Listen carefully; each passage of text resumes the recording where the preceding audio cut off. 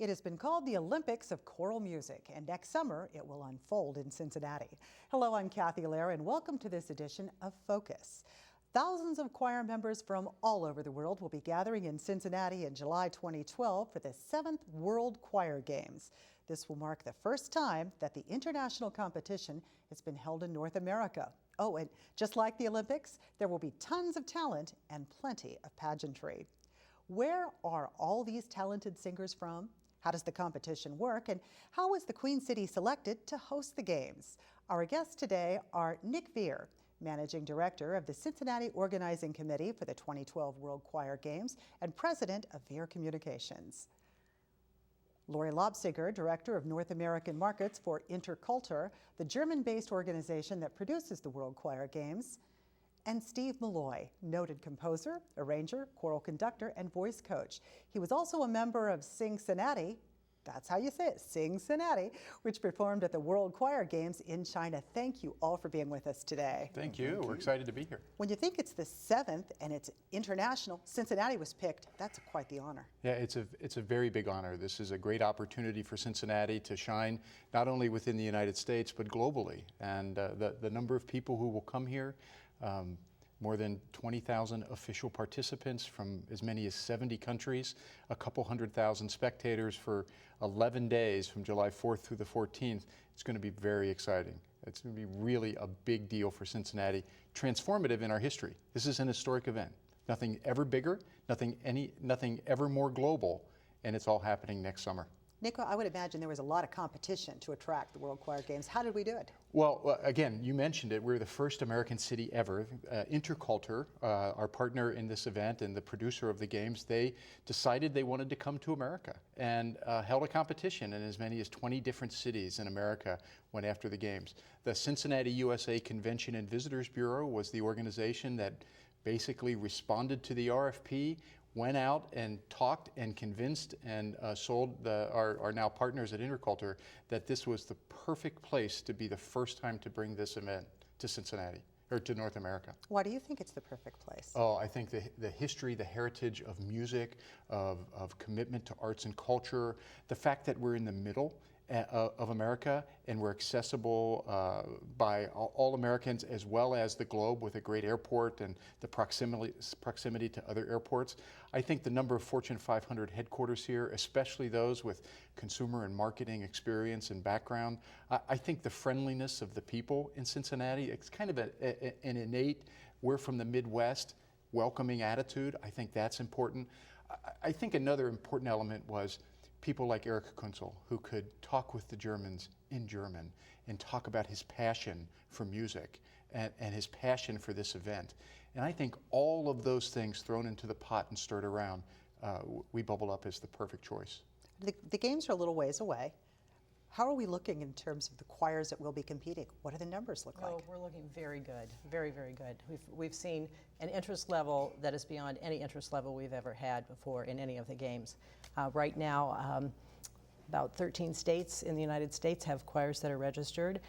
Canada has choirs that are registered, and several other countries. So we're at about 50, which is way ahead of wherever there has been. Normally, we see these registrations falling into the fall season and the winter months prior to the games. Much of that is the fundraising, the paperwork that goes into travel documents. All of these things kind of take some time before the actual registration becomes a valid registration inside of Interculture. But the interest level and the inquiries, I've had weeks when we have just not been able to keep up with the requests that we've been receiving for information on the games. Well, what are the choir games all about? What's the idea behind it? Well, this is really about people singing together and nations coming together in a peaceful way in arts. And the games are based on a championship competition for choirs who have outstanding experience at international level of competition or performance. And also, any amateur choir has a place in the open competition as well. Now, the games are medaled just like the Olympics, so we present gold, silver, and bronze medals, and we also present gold, silver, and bronze diplomas to those choirs that are in the open competition. Now, what is really great about this is that you do not compete against one another. You're competing at your personal artistic best. and you are adjudicated on a 100-point system. So it's not like this children's choir is going to win and this children's choir is going to lose. These children's choirs are all going to be awarded for the performance that they've had. So there'll be multiple gold medals and silver medals and bronze medals, as well as diplomas. And Steve, you experienced this. You Yes, won I a did. silver medal. We won two silver Two medals. silver actually. In medals. China? I In stand China. corrected. Yes. It was wonderful. We competed in the gospel and spirituals category and in the popular category. And just the idea of one singing not so much against your peers, but with your peers, and getting to interact with them. I had discussion with a choir from Utrecht, the Netherlands. Actually, it was a discussion about what is the difference between spirituals and gospel music, which they found quite enlightening, and so did I, because I didn't know that the worldview of spirituals was different than what we have in the States. I communicate a lot with a group from Turkey, actually, on Facebook. We've befriended each other. Just the world aspect, the camaraderie and the communication just was wonderful, overwhelming actually at times. Also, besides the performances, there will be workshops. Say on either, if you want to learn about polyphony or how to sing gospel music, we'll have noted authors and singers and directors leading these workshops as well. So there are lots of different ways to communicate and collaborate. I would with imagine others. there's an awful lot of preparation that goes into getting ready for this type of competition. There was. In fact, I think with Cincinnati, under the direction of Dr. Catherine Roma, we started in April. That's probably correct, isn't it? Yeah, early April, and we rehearsed twice a week. And then when we arrived in Shaoxing, China, which was the competition, we didn't get to see much of the competition because we were always in rehearsal, either for our sets or for the big finale that we did celebrating Cincinnati coming to the World Choir Games, which was a wonderful show. And in fact, I was dance captain for that, for a couple of the choral ensembles. So we worked for hours, and it was quite enjoyable. Now, you mentioned children's choirs. So there's children's choirs, adult choirs. How many different categories are there? 23 categories. Wow. And those categories have expanded by coming to the United States because the games have now sanctioned and welcomed barbershop, which is one of America's genres. Oh, yes. And we've also introduced show choir to the games, which of course, this is American as well. And we're finding that our European choirs, as well as conductors, as well as the Asians, very interested to see our show choirs in America. It's kind of taking Europe and Asia by storm right now. Yes. So show choirs, a lot of interest there to see what is this really all about. There was a group from Malaysia, a women's group, and they won the popular category doing a Whitney Houston number. And it blew my socks off. There were about 15 of them, all in kind of their pink jackets, like the pink ladies in Greece, and the short pants. And they were phenomenal in their vocals. Each of them had their own mic. Some of the mics were on, and some of them were picked up on overhead. But the choreography, the vocal technique, and then you're like, they're from Malaysia and they can sing Whitney Houston better than Whitney? It was. The entertainment value of the games is extraordinary, and there's something for everyone. And I think this is an important message about the games because it's not just the person that has the choral background or a great passion for choral music. It's the person who wants the cultural experience of seeing the world right here. The world's coming to Cincinnati. And being able to have all that cultural experience and at the same time see some of the greatest shows that they've ever seen on a stage from performers and vocalists. The experiences that we had, Steve mentioned one, but a choir of Sri Lankan men, about 8 of them, their competition song was a Michael Jackson song. And there was a mixed choir, which is something to think about, a mixed choir from Iran. So men and women, the women were covered, yes. and they were singing in English in their competition the theme song to Friends. This world is very small. One of the most fantastic is a mass choir singing at the end. So choirs from all over the world coming together, singing popular tunes, if not hymns, from around the world. And so you have Iranians and Israelis and Muslims and Jews and Christians and all up there singing. and they're singing the Hallelujah chorus, or they're singing Yavna Halekum, the Jewish theme.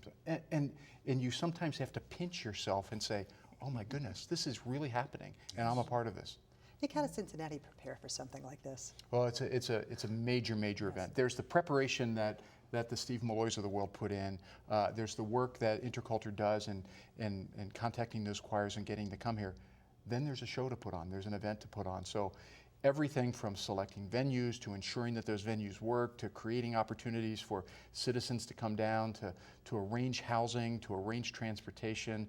You know, there'll be 20,000 choirs coming, and we have to, the derogatory term is feed and water them. We have to make sure that breakfast and lunch is available to them, and the Duke Energy Center will have a cafeteria set up for choir members and lounges so they can relax during the day.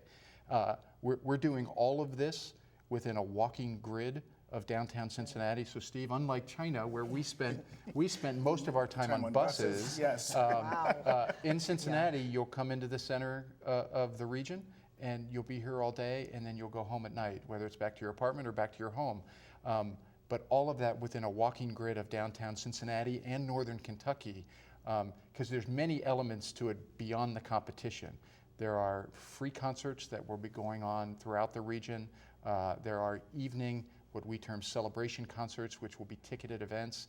There's an opening ceremonies, a closing ceremonies, award ceremonies, and then there are the competitions themselves. This is a very big endeavor. It will require the largest partnership within this community in our history, and it's coming together right now. I know you're probably not going to want to give us too many of the details to get an element of surprise for it, but China had their opening ceremonies and closing ceremonies. How will Cincinnati's compare to that? It will be a very American experience. So just think about this. On Wednesday evening, on the 4th of July, our birthday, our nation's birthday, we're going to celebrate with people from around the world, and they want a taste of America. So they want the red, white, and boom, the red, white, and blue. They want that experience to know that they're in America. Then the closing ceremonies, we will demonstrate how we're a global community, and we're basically sending people back out to the world after they've learned about Cincinnati. So that's a little taste. Now, were you able to see much of China when you were there? Yes, we saw the ancient city of Shaoxing, which was a very interesting experience, and we did quite a bit of shopping. I'm trying to think, what did I bring home? I cannot remember. So people have a chance to see our you will get a great chance city, to too. go touring. I would, my best bet for you is, especially if you're coming in town and staying in a hotel, after the competitions, stay in the lobby and socialize, because you will meet everyone. Everybody, in fact, a lot of people actually congregate. They weren't staying at our hotel, but a lot of the groups would actually congregate at our hotel to sit around the piano and just take turns singing songs and just talking. And the interaction and the exchange, getting to know different singers, different groups, different arrangers, different pieces, that's the experience that I take away from that, more than just seeing the city. Singers love to sing. Yes. And any chance they get, they Yes, gather they do. together and they sing. And it's extraordinary at the games because the spontaneity of the songs that just break out, as well as you have conductors that have very keen ears, and they find a place in the city that has great acoustics, maybe between buildings or in a tunnel, and they take their choir in there and they say, oh, we're going to do something exceptional at this moment. And you're walking along and all of a sudden this sound, it's like heaven opens up. And this fantastic sound is just coming through the city, and another choir joins them. And so this spontaneity is just magnificent. There will be singing everywhere besides just the concerts on the program. People will just burst out in a song. It will be kind of like living in Gleeland. How many Cincinnati choirs do you think could take part in this, or Cincinnati area? I think the Cincinnati Men's Chorus will be participating. I'm not for sure about, is it the Southern Gateway Chorus? Southern Gateway was the very first chorus to sign up for the games. Wow. I believe we have 8 from Cincinnati who have already registered to compete. Is that correct? We Is have that Lori? about 25 choirs from Cincinnati. From Cincinnati? that are That's registered. not Yes. surprising. Oh, well, there you go. Yes. We are a choir city.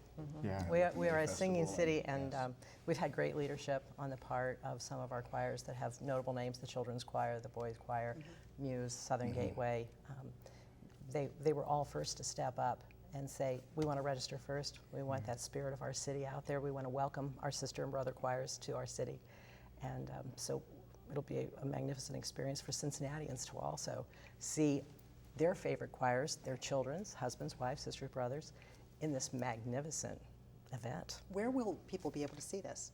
Oh, as I mentioned, within the walking grid. We haven't yet finalized the venue plan, but everybody should in their mind picture as far north as Music Hall and down within the core from the Duke Energy Center over to the Aronoff to the Taft Theater and places all in between. And it is just going to be absolutely wonderful. If somebody's wondering, is this for me? Is this interesting? I would challenge, and I do this whenever I talk to groups, think about moments in your life, the joyful moments or the serious moments where singing was involved.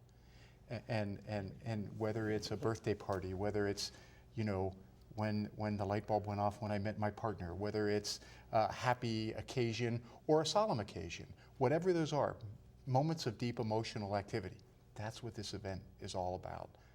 So it's really fascinating and fantastic that it's coming here. There'll be a lot of opportunities then for local people to come and watch. Oh, yes. Absolutely. Just to give you an idea, this is the program from the second week of events. And you see Wow. how thick of that is. Wow.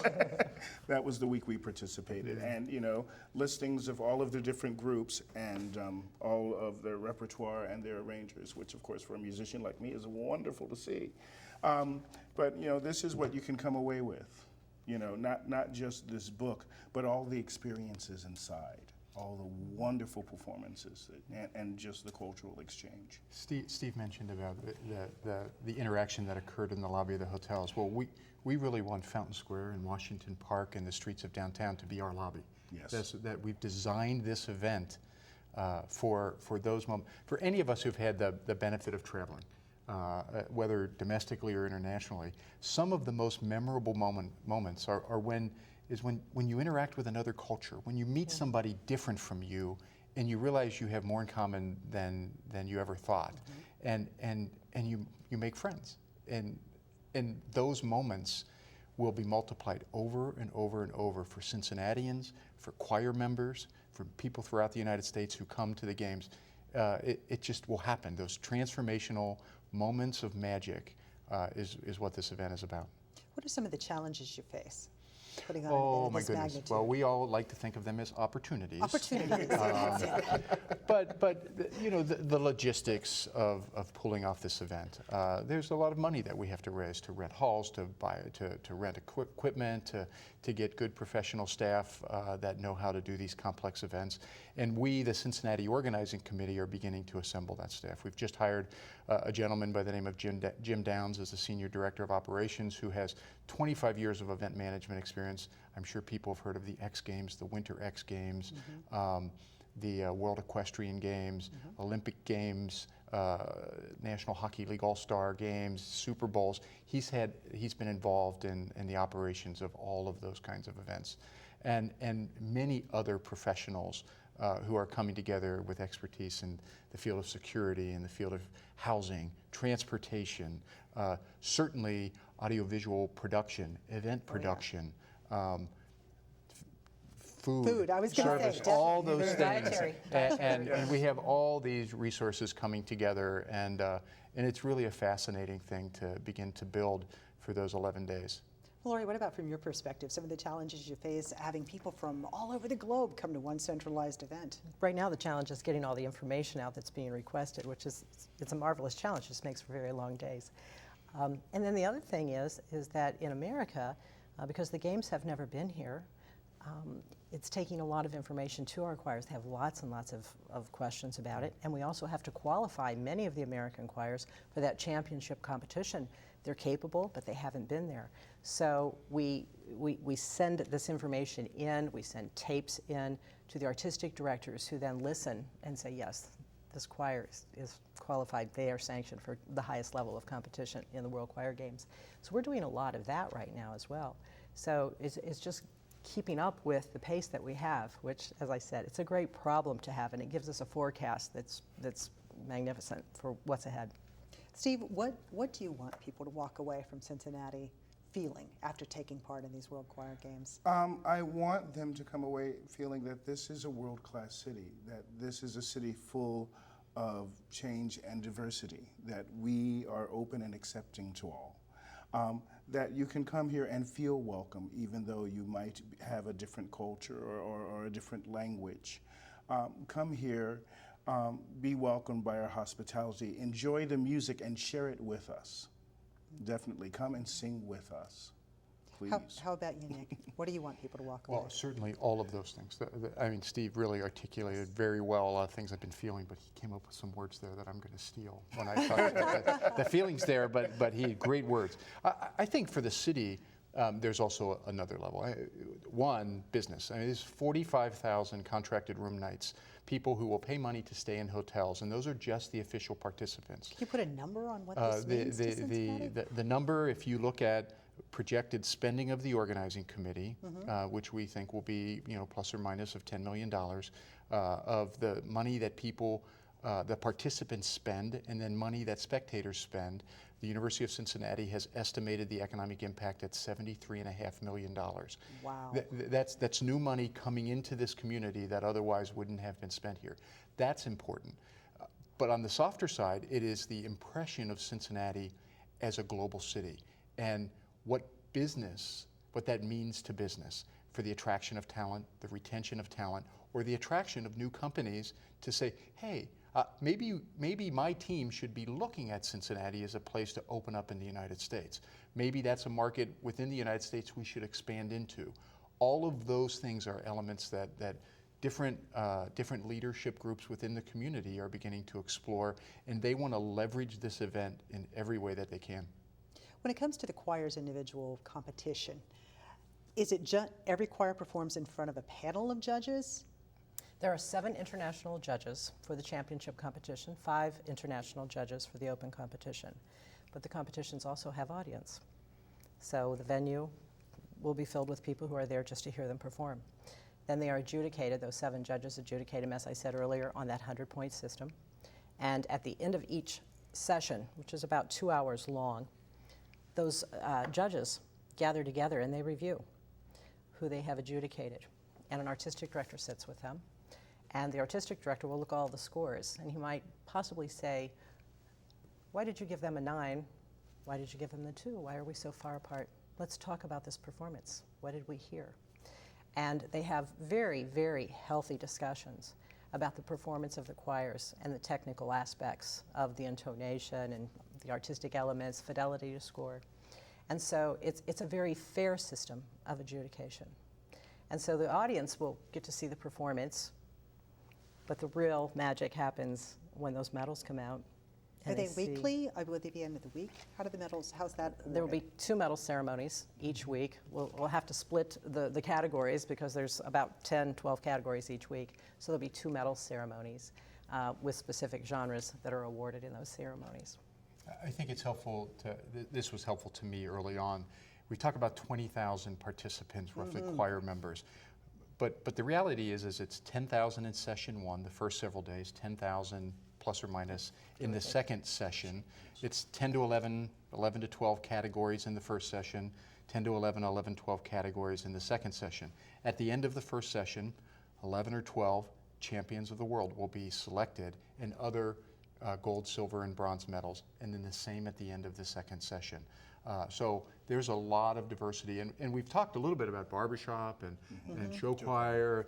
The range of these musical genres is really phenomenal, and it goes everywhere from children, youth, young adults to Music is sacra. more mature adults. More mature adults. Us, except for you two. I'm maybe older. And then it goes across from jazz to gospel to folk to contemporary to musica sacra to large choirs to smaller choirs to mixed choirs to choirs of just men or choirs of just women. It's really a fascinating thing. One of the best categories, or one of my favorite categories actually, is the folklore category. Absolutely. Yeah.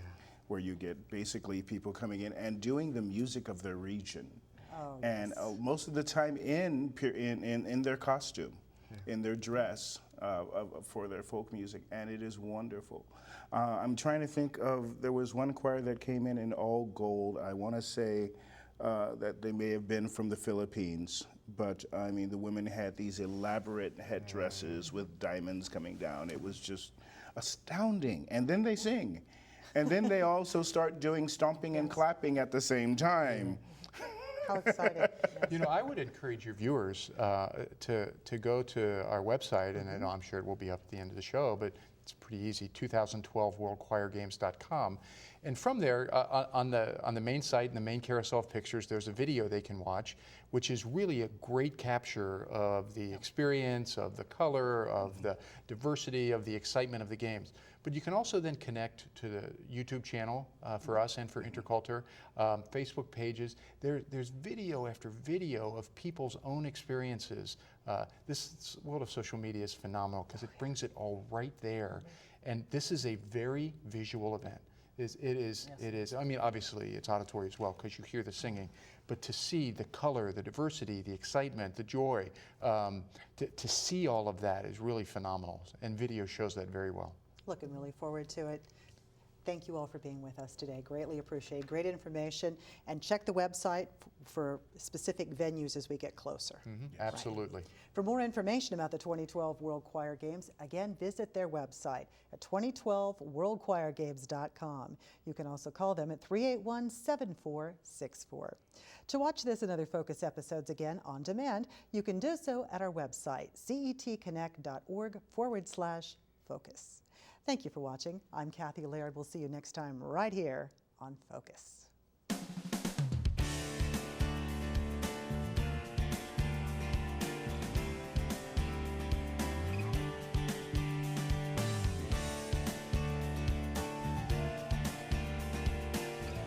Tell us what you think about the programs we air, or let us know if you would like to see a particular topic on Focus. There are several ways you can contact us. You can send your comments by email to focus@cetconnect.org. You can call us at 513-345-6522. Or you can write to us at Focus, care of Andrew Dahman, 1223 Central Parkway, Cincinnati, Ohio, 45214. Any use or rebroadcast of this copyrighted program or portions thereof is prohibited without the expressed written approval of CET.